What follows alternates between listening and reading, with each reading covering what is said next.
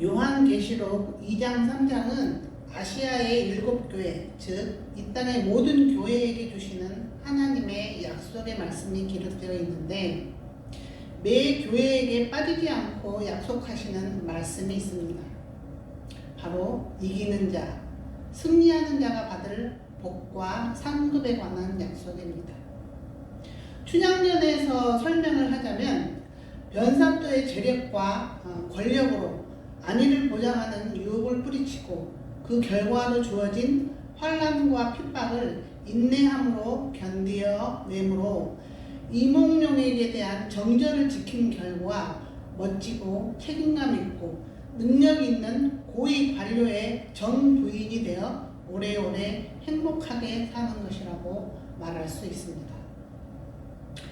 성도들에게 적용을 해본다면 어린 양과의 혼인잔치 안으로 들어간 건데 다른 점이라 한다면 주님과의 결혼관계 안으로 들어가는 것은 이몽룡과 성춘향 간의 혼인관계에서 얻어지는 기쁨과 영광보다는 훨씬 크고 풍성하고 영광스러울 것이라는 것이죠. 계시록 2장 3장에서 이기는 자에게 주시는 복과 상급을 한번 쭉 살펴볼 것입니다. 계시록 2장 7절에서는 이기는 자에게 영생을 주신다고 합니다. 11절에서는 이기는 자는 죽음이 없을 것이라 둘째 사망의 해를 받지 않을 거라 약속합니다. 비록 이 육신은 누구에게나 모두에게나 오는 것이지만 이 육신의 죽음은 이기는 자는 이 육신은 비록 죽을지라도 영생하는 부활이 약속되어 있는 거죠. 그리고 또 2장 17절에서는 이기는 자는 죄인으로 정죄받지 않는다고 약속하십니다. 춘향이가 만약 외로움과 가난함과 옥에 갇히는 그 결박을 못 견디고 잠깐 짧게는 단 하룻밤에 변산도에 첩이되었다고 한다면 그녀는 죄인으로 정죄받아 멋지고 능력 있는 이몽룡이의 정부인이 되는 복은 받지 못했을 것입니다. 계시록 3장 5절에서는 이기는 자는 의인으로 판정되어 하나님과 영원히 함께하는 복을 받을 것이다를 약속하고 계십니다. 춘향이가 재력과 권력의 유혹을 뿌리친 결과로 주어지는 환난과 핍박을 죽기를 각오하고 견뎌내고 이몽룡에 대한 믿음을 지킨 대가로 그와 결혼하여 오래오래 행복하게 사는 것을 상상하시면 되겠습니다. 계시록 3장 12절에서는 이기는 자는 교회를 떠받드는 기둥으로 서게 될 것이다 하십니다. 이 말인즉슨 승리자란 세상의 유혹을 피하고 고난과 핍박을 견디어내며 교회를 위해 헌신하는 사람이라는 뜻입니다. 교회를 사랑하는 것, 교회 성장을 위해 헌신하는 것은 곧 신랑 되신 주님께 정절을 지키고 주님만을 사랑하고 주님께만 헌신하는 것을 의미합니다. 계시록 3장 21절에서는 이기는 자는 하나님 우편 보좌에 앉히신다고 약속하십니다. 이 말인즉슨 의롭고 고귀한 성품을 지닌 신랑의 신부 될 사람은 신랑과 같은 생각을 하고 같은 꿈을 꾸는 사람이 되어야 한다는 것입니다. 말하자면 하나님의 형상을 회복하여 하나님을 닮게 됨을 말하는 건데 하나님을 대신하여 하나님의 사랑이 필요한 가난한 이웃을 돌보는 사람이 되는 것을 뜻합니다. 즉 선교와 구제에 힘쓰는 것을 말하는 거죠. 그래서 이웃을 배려하고 남을 잘 섬기는 사람이 되는 것이 진정한 복을 받은 사람이라고 할 수 있습니다.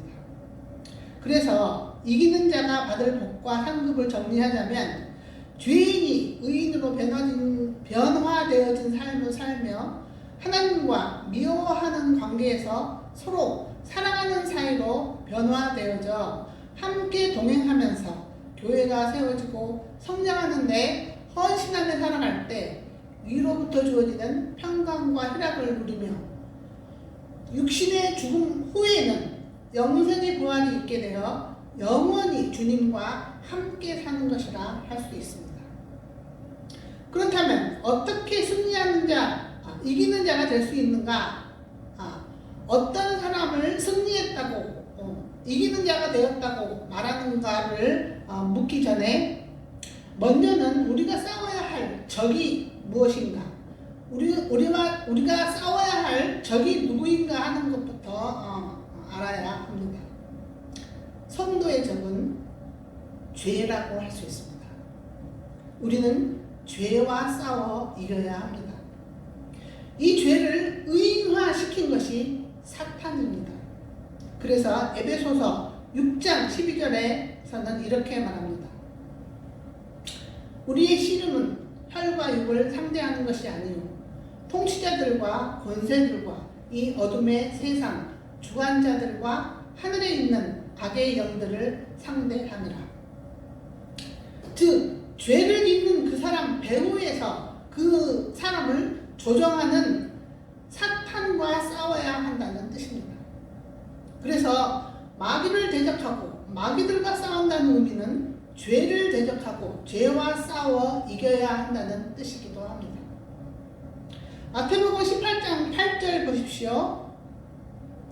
만일 내 손이나 내 발이 너를 범죄하게 하거든 찢어 내버리라. 장애인이나 다리 저는 자로 영생에 들어가는 것이 두 손과 두 발을 가지고 영원한 불에 던져지는 것보다 나으리라. 우리가 잠깐의 쾌락과 만족을 위해 죄를 지으면 결과는 사망이고 멸망이고 지옥이라는 뜻입니다. 온전지 못한 장애인이 된다 하더라도 죄를 짓지 않고 죄짓게 하는 눈과 다리를 잘라내 버려서라도 산자가 되는 게 중요하다는 의미입니다. 죄를 짓지 않는 상태를 정결, 깨끗함을 유지하는 것, 순결을 지키는 것이라고 하기도 하는데, 의사가 더러운 질병을 치료할 때 바깥 피부에 국한되어 있는 경우는 소독하는 것으로 그 부위를 깨끗게 하고, 이렇게 피부에서 좀 더 침투에 들어가서 좀 더 깊이 근육까지 자리를 잡은 질병은 항생제로 깨끗하게 합니다. 그런데 세포가 변형되어 종양이 형성되었을 때는 그 부위를 칼로 도려내어 깨끗게 하는 것입니다.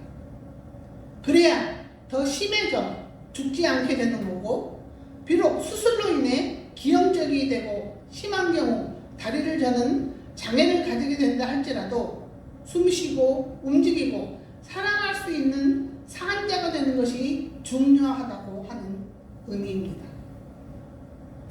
제 아무리 사랑하고 싶어도 죽으면 끝입니다. 죽음은 모든 것을 삼켜버립니다. 죽은 자가 되면 우리는 끝인 거예요. 그래서 하나님께서 우리를 산자로 만들기 위해 독생자 아들을 십자가에서 죽게 하셨습니다. 그 말이 바로 요한일서 3장 8절 말씀의 뜻입니다. 요한일서 3장 8절 보시면 죄를 짓는 자는 마귀에게 속하나니 마귀는 처음부터 범죄함이라. 하나님의 아들이 나타나신 것은 마귀의 일을 멸하려 하심이라.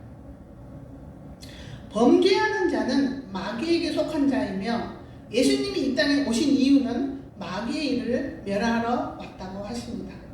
즉 우리로 하여금 죄를 그치고 의를 행하는 자로 서게 하시기 위함이라는 뜻입니다. 그래야 우리가 산자가 되니까, 죽으면 끝이니까, 우리를 사랑하고 싶어도 우리가 죽은 자가 되면 끝이니까 우리를 살리셔서 사랑하고 싶으셔서 그리스도를 우리에게 보내신 것입니다. 그런데 이 죄, 사탄은 그리 만만한 대상이 아닙니다. 아무리 죄를 안 짓고 싶어도 죄인으로 태어나 죄를 지을 수밖에 없는 소망 없는 자들이 바로 우리들입니다. 동성애자들이 그들 자신을 뭐라고 합니까? 그런 성향을 가지고 태어나서 어쩔 수가 없다는 거예요. 그래서 우리는 사탄을 너무 무시해서도 안 되고 그렇다고 또 너무 두려워해서도 안 됩니다.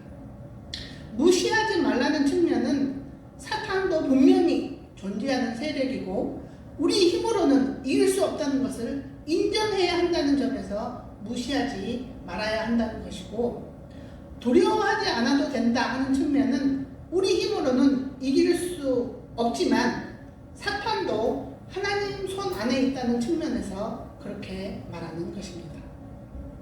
우리 힘으로는 이길 수 없지만 내 안에 계신 하나님은 그를 무적에 쳐넣을 수 있는 능력이 있으신 분이라는 거죠. 그분으로 나를 대신에 싸워달라고 부탁해야 하는 처지가 우리의 입장입니다. 그 청원이 기도입니다. 그래서 기도 외에는 우리가 죄와 싸워 이길 수 있는 다른 방법이 없다고 하는 것입니다. 이렇듯 우리가 싸워야 할 대적은 죄인 거고, 그렇다면 죄와 싸워 이긴다는 것은 무엇을 의미하는 걸까요? 춘향님처럼 이몽룡에 대한 정절을 지키고 사는 것을 의미합니다. 즉 신랑 대신 예수님만 생각하고 다시 오실 예수님을 믿고 주님께만 내 마음과 몸을 주는 헌신을 하며 주님께 정절을 지키고 사는 것을 말합니다. 그래서 나는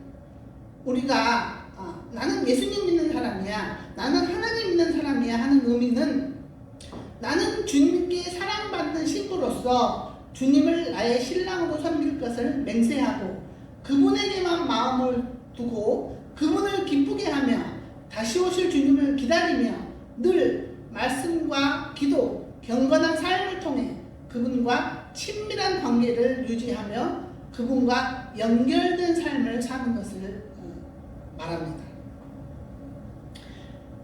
간단하게 세 가지로 축약을 해보자면 죄인에서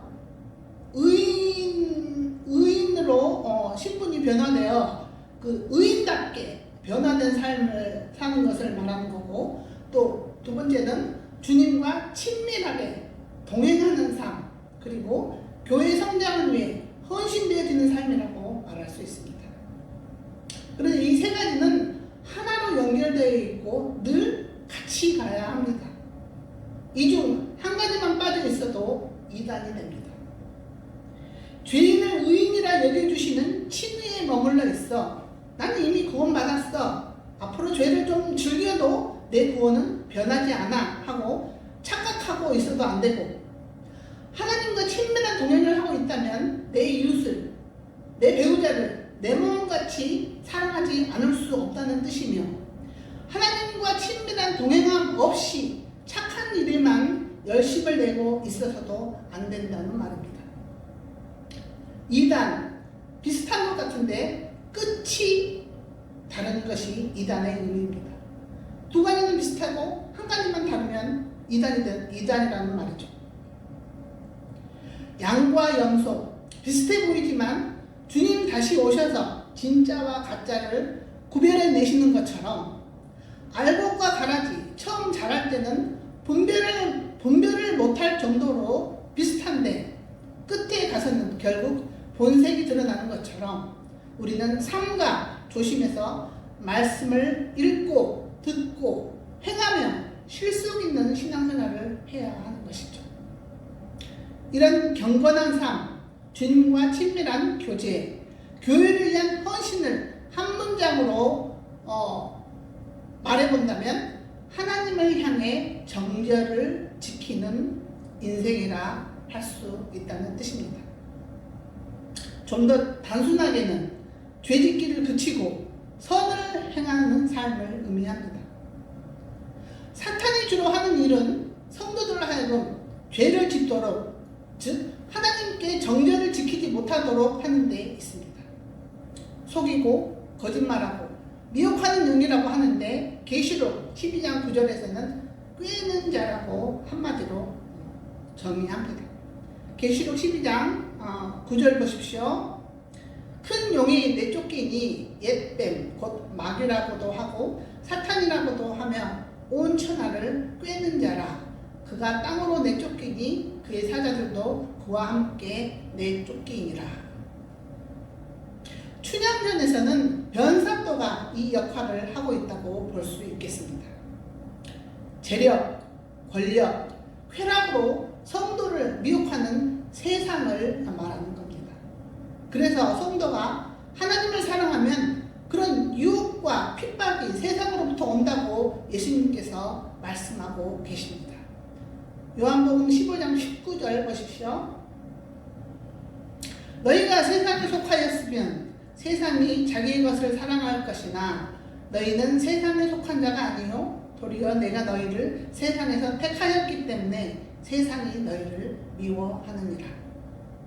춘향이가 변사또의 수청을 거부하니 옥에 갇히고 매맞고 헐벗는 고통이 따라온 것처럼 하나님께 대한 정죄를 지키려는 성도들에게 이런 고난과 핍박이 따르는 것입니다. 이 돈, 섹스, 권력에 넘어가면 지는 것이요 패배하는 것입니다. 다시 오실 하나님 앞에 당당하게 서지 못하는 변절자가 되는 것입니다. 세상의 권력, 돈, 쾌락을 쫓아 사는 삶으로부터 떠나 하나님만 사랑하고 살겠다고 돌이킨 사람들을 성도라 한다는 뜻입니다. 춘향이가 이몽룡이가 오지 않는다고 해서 인내하지 못하고 또 거짓골로 변장하고 나타난 이몽룡이를 보고 아이고 내 인생 종쳤네 희망 없네 하며 변사또에게 하룻밤 수청 들고 잠깐의 쾌락과 안위를 선택했다면 멋지고 선하고 훌륭한 이몽룡과의 혼인으로 인하여 연합하는 즐거움과 고위 관리의 전부인이 되는 영광을 얻지는 못했을 것입니다.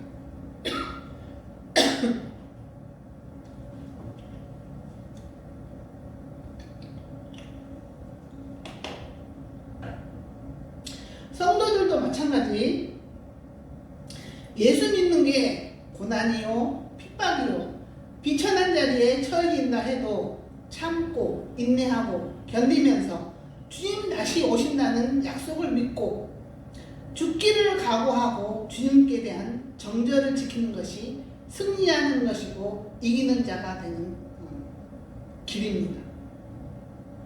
다시 한번 정리하는데 승리란 이김이란 어떤 유혹과 핍박, 고난이 있다 해도 주님께 대한 정절을 지키는 것입니다. 하나님을 사랑하는 것은 곧 이웃을 사랑하는 것으로 표현되는 것처럼 하나님께 대한 정절을 지키는 것은 곧 자기 배우자에게 정절을 지키는 것으로 표현됩니다.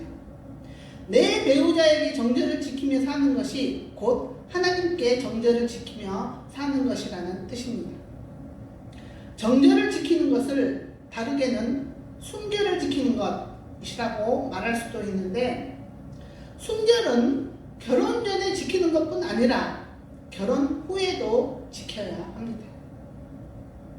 자기 배우자에게만 마음을 주고 자기 배우자에게만 헌신하는 것입니다. 이 마음이 배우자 아닌 다른 대상에게 가 있고 배우자에게만 쏟아야 할 정성과 헌신이 다른 대상에게 향하고 있다면 그것이 부정행위가 된 것입니다. 배우자는 다른 사람에게 마음이 가 있거나 그 사람에게 헌신적일 때 그 사람은 이미 배우자를 배신하고 간음을 향해 도약하고 있는 중이라는 뜻입니다. 내 마음과 몸은 배우자를 위해서만 사용해야 하는 것임을 인지하고 결단하고 행동하는 것이 중요합니다. 이 마음이 나누어져 있으면 안 되는 것입니다. 하나님도 사랑하고 세상도 사랑하고 배우자도 사랑하고 내연남, 내연녀도 사랑하는 것으로 두 마음을 품으면 부정한 자가 되는 것입니다. 야고보서 4장 8절 보시겠습니다. 하나님을 가까이 하라. 그리하면 너희를 가까이 하시리라. 죄인들아 손을 깨끗이 하라. 두 마음을 품은 자들아 마음을 성결하게 하라.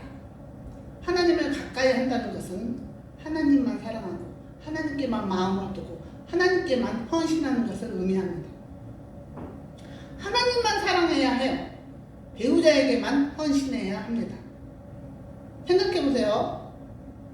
여기 이 물병이 있어요.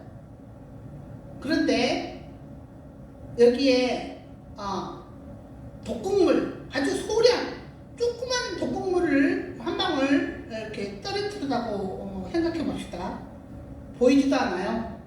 아주 조금만 들었어요. 그렇다고 우리가 이 물을 마실 수 있습니까? 이 물을 마시면 죽어요. 이 하얀 물에 잉크 한 방울만 떨어뜨렸다고 아주 조금 떨어뜨렸다고 이 물을 하얀 물이라고 주장할 수 없다는 것입니다. 나의 마음 조금만 내 배우자 아닌 다른 사람에게 주었다 해도 이미 그는 부정한 자가 되었다고 말할 수 있습니다. 아예 처음부터 그런 마음을 가지지 않아야 합니다. 그런 참 지식이 없으면 눈길을 주고 마음을 나누는 것을 죄로 여기지 않아 쉽게 범죄할 수 있습니다. 그런데 문제는 죄인인 우리는 스스로 이 하나님께 대한 정절을 지킬 수가 없다는 것이 문제입니다. 죄인은 잘못된 지식을 가지고 있고 잘못된 감정에 휩싸여 잘못된 행동을 할 수밖에 없는 전적으로 타락한 인생들임을 인정해야 하는 거죠. 그래서 이 정절을 지키기 위한 최선의 길은 죄인인 내가 죽어야 한다고 하는 것입니다. 내 잘못된 지식을 죽여 진리의 말씀으로 살아야 하고 잘못된 감정에 휩싸여 무슨 일을 결정하고 행동하여 죄짓지 말고 주님께 기도하면서 성령님의 감동 감화를 선택해 가면서 행동할 때 나의 잘못된 죄의 습관이 고쳐지는 것입니다.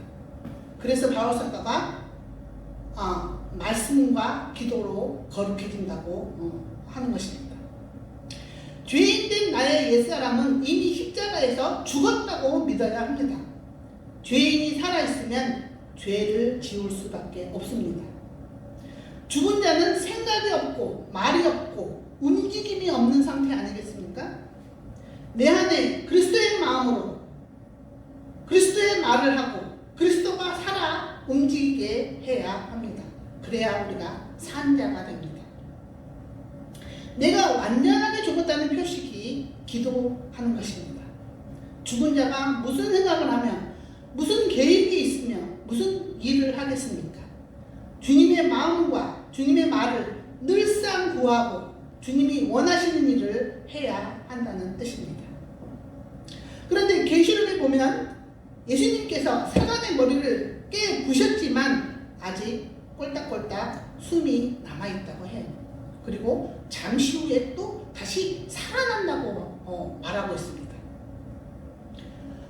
우리가 처음에 십자가의 사랑을 깨달았을 때는 주님 말씀해 주세요. 어디든지 가면 무슨 일인지 할게요 했다가 또 세상과 뒤엉켜 살다 보면 어느새 돈의 노예, 성욕의 노예, 남을 통제하려는 권력의 노예를 혈압하는 나를 발견하지 않습니까?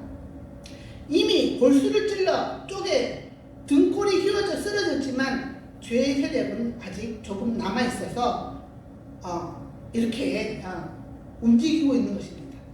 그래서 바울은 자신은 날마다 죽는다고 말하고 있는 것입니다.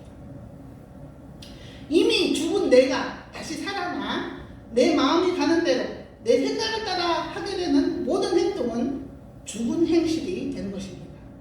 하나님 앞에 섰을 때 카운트가 안 돼요. 이 땅에서 잠시 잠깐의 즐거움과 안위는 있을지 몰라도 천국에는 들어가지 못합니다. 바깥 어두운 곳에서 이를 갈고 있을 수 있습니다. 날마다 말씀을 읽으면서 나의 잘못된 지식을 갈아치우고 날마다 기도하면서 나의 잘못된 감정을 성령님의 감동으로 바꾸면서 주님을 위한 선택을 하고 내 배우자를 배려하는 결정을 해나가면서 나의 잘못된 행동을 고쳐나가야 이기는 자가 될 수 있습니다. 인간은 주로 생각과 감정에 의해 지배되어지는데 사탄이 주는 생각과 감정이 있고 성령이 주는 생각과 감정이 있습니다. 나의 의지를 누구에게 내어주느냐에 따라 이 육신이 사탄의 종이 될 수도 있고 하나님의 종이 될 수도 있는 거예요. 나의 선택에 따라 실패자가 될 수도 있고 승리자가 될 수도 있다는 뜻입니다. 예를 들면 예쁜 여자 보게 되면 안고 싶고 챙겨주고 싶고 멋진 남자를 보면 안기고 싶고 의지하고 싶은 게 죄인의 본성입니다. 그런데 하나님은 뭐라고 그래요?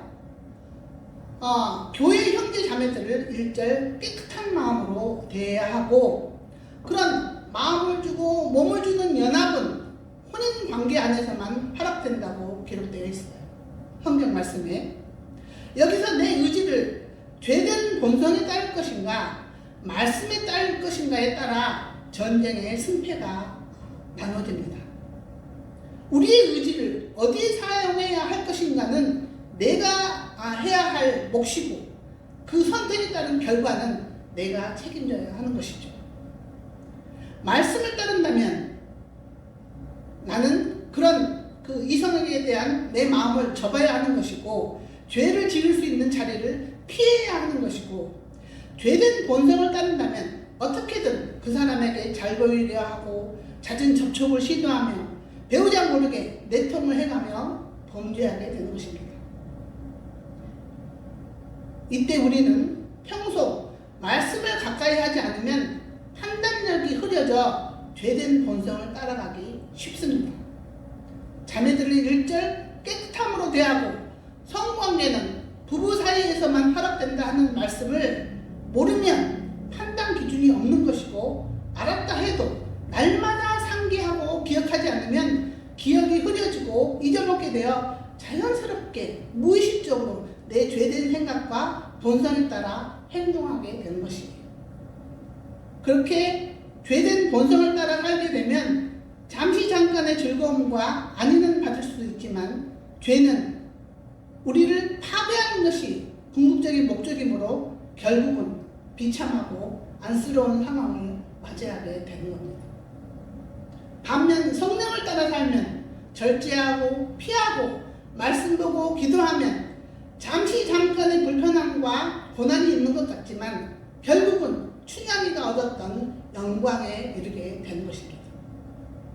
하나님은 숫자가 많은 교회, 재산이 많은 교회여도 부정한 교회는 원치 않으십니다. 다 부서지고 깨졌어도 낮아진 심령 한 사람이 있다면 그 교회를 선택하시는 주님이십니다. 힘들고 어려운 시간이지만 나 한 사람 거듭날 수 있다면 하나님은 이렇게 계속 우리를 부수고 무너뜨리는 것을 선택하실 것입니다. 우리는 거듭나야 합니다. 거듭나야 죄를 이길 수 있어요. 요한일서 3장 9절에서 그렇게 말하고 있습니다. 하나님께로부터 난 자마다 죄를 짓지 아니하나니 이는 하나님의 씨가 그의 속에 거하며 그도 범죄하지 못하는 것은 하나님께로부터 났습니다. 우리 오늘의 말씀 생각하시면서 요한일서 3장 8절에서 10절까지 한 목소리로 읽고 오늘의 설교 마치겠습니다.